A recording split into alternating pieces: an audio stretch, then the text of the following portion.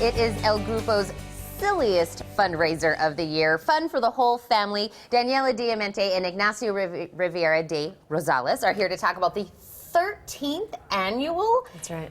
It's really the 13th annual? Yeah. This is amazing. A little hard to believe. Hard to believe. Well, if somebody doesn't know what a scavenger bike ride is, kind of explain what that is. Yeah, so the way that it works is you'll be paired, you'll come with a team member. Your team member can be one person, it can be 10 people, so you can kind of choose how you wanna set your team up. And I'll give you a map. And that map will have certain cross streets and locations, and with those cross streets and locations, you'll be given a riddle. You'll read that. You'll go to the location, you'll read the riddle, and you'll try to solve what it is that we've asked you to solve. Once you solve it, you'll end up at a certain location within the proximity of that intersection, and you might have to perform a feat of strength or stupidity.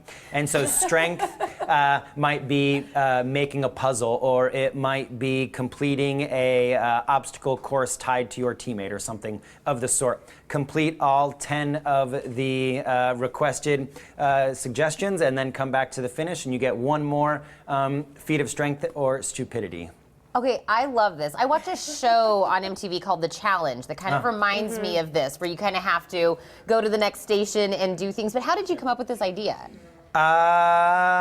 Boy, I don't know. 13 years ago, it just sounded like a fun idea. Lots of people wanted to get to know Tucson, and really, when I was first exploring Tucson, when I first moved here, there were so many different things that were easy to miss that I thought were really spectacular about the city. So it really started off as a way to try to get the people that I knew to experience Tucson in that next different way. Maybe it was a mural that they hadn't seen before, or maybe it was a homeowner that kind of had set up a beautiful garden and had some neat little trinkets out there that I wanted people to see. So for me, it was a way of getting people to sort of slow down and experience their city in a nice way. Well, 13 years later, it's obviously very popular and it's doing great because people continue to come out to this. So who do we really say is the best person to come do this? So anyone can come out and do this. I think what's really cool about it is last year we had 50 families.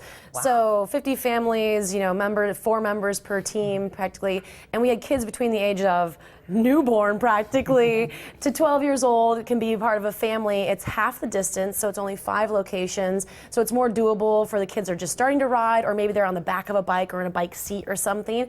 And that's a really wonderful aspect because it makes it accessible to kids. And but we also have adult teams that put this on their calendar every year and like, we're going for the trophy, because there are trophies, there are pink sparkly tiaras for winners at the end.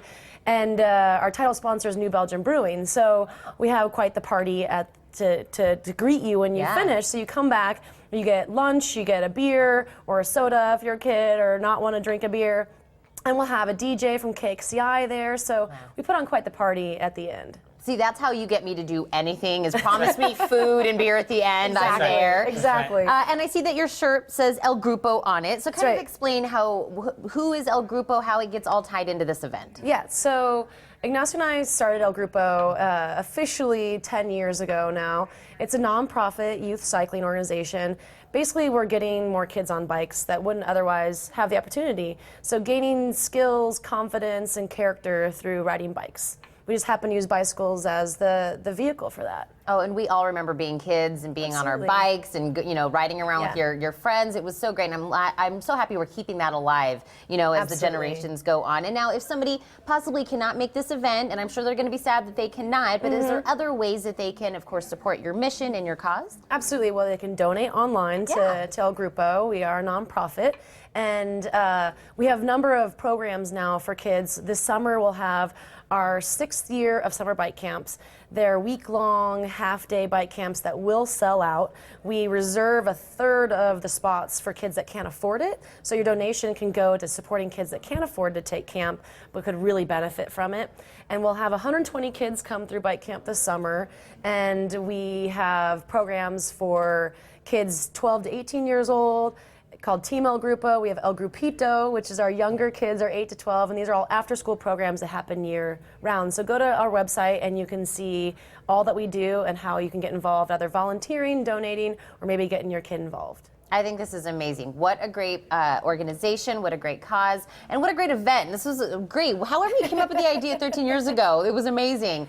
You get those newborns to do the feats of strength for you on the back of the bike. I love that. But I'm going to remind everybody all the details on this event. But thank you both so much for coming. Thank you. Great. Thanks for having us. Now, you guys, El Grupo's 13th Annual Bicycle Scavenger Hunt fundraiser will take place April 16th from 9 a.m. to 2 p.m. at 610 North 9th Avenue. For more details, call 304-9682 or log on to elgrupocycling.org.